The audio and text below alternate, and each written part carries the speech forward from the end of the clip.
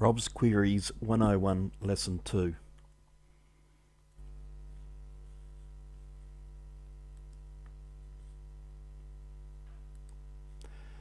Just going to reacquaint you with how we can make user interaction with some queries.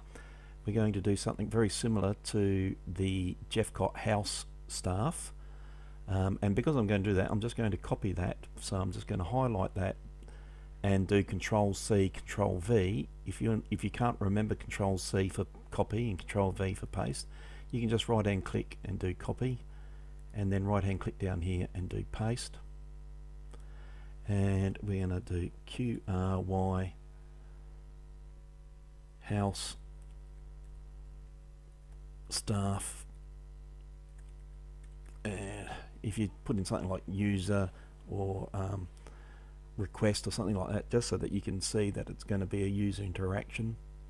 I used to teach question mark, and it still is okay to do so. I'd probably rather not have that, but that's what I used to indicate that there's some sort of user interaction. So I'll stay with that and just see if that doesn't muck anything up. Now that's going to do exactly what the Jeffcott House staff did. However, if I go into design view and now get rid of Jeffcott and then put in square brackets what house with a question mark,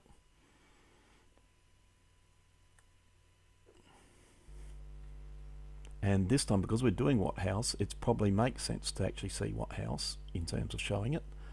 Let's see what happens. What house? Let's type in Jeffcott, and then we get all the Jeffcott names, and that's that looks upon favourably by SACE. So that's where we've got some user interaction, and therefore that there will suit every house. So if we do low, it shows us all the low staff. So that's reasonably nice. What we're going to do right now as well is we're going to now look at putting multiple tables in a query with multiple criteria. So just because I'm brainstorming this as I go along, I'm just going to have a look at the relationship and see what stuff I might be able to give to you. And so let's say, for example, I want to look at all the South Australian students that are in a house.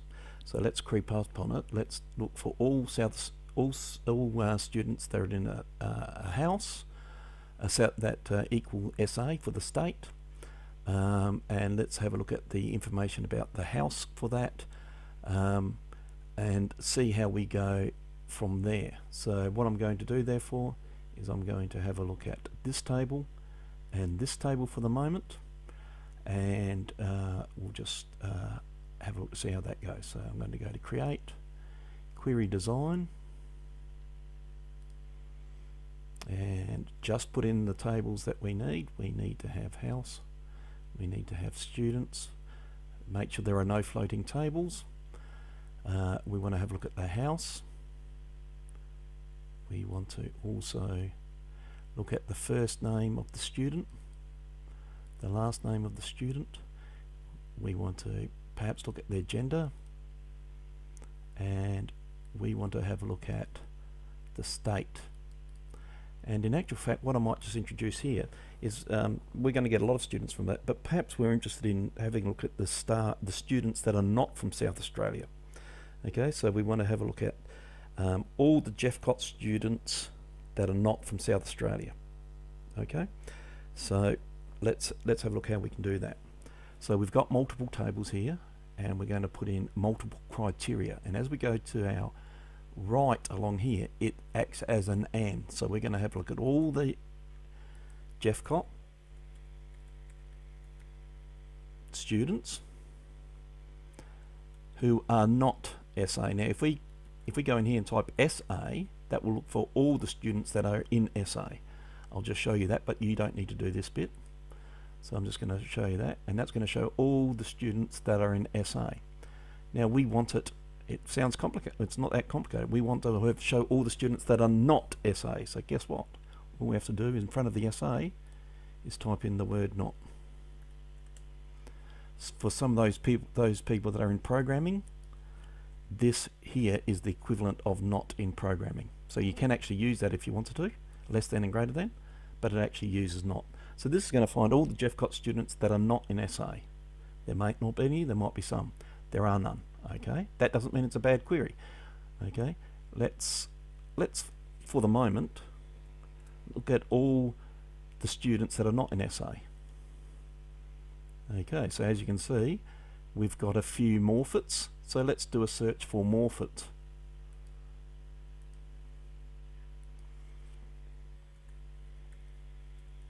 Morfet, students who are not in SA. This is now going to show us, and this is now going to show us those students. So as you can see, there are 2 students, and let's save this as a query. QRY, what was it, Morfet?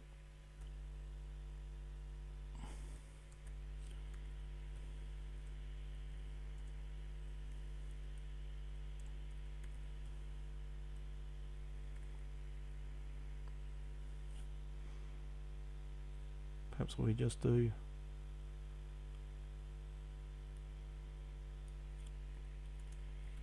interstate students. Okay, so that there is multiple tables, got more than one table, and there are multiple criteria. Okay, and having this not is useful for your assignment. Okay, let's go up a notch and let's have a look at getting the user to type something in for the house. So let's save this. Just going to close that, and just going to copy that again. No need to reinvent the wheel. And I'm going to do, just get rid of that.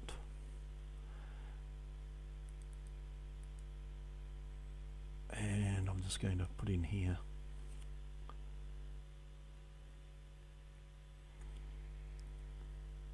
house question mark.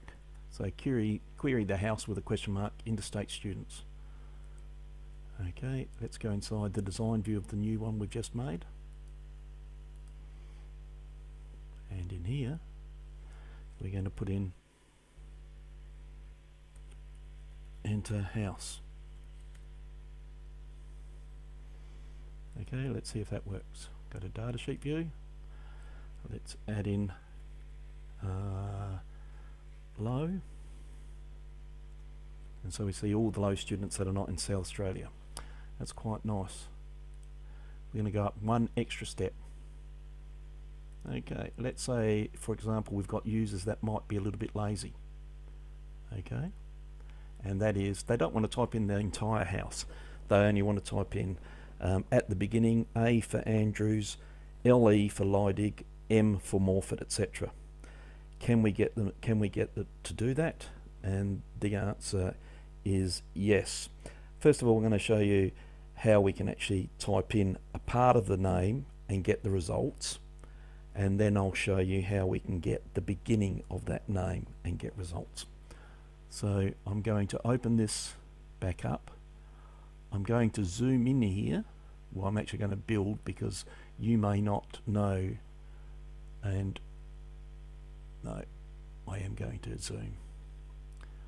Sorry, I'm going to zoom in here because I know the syntax, and you'll need to get to know the syntax. I'm just going to do it.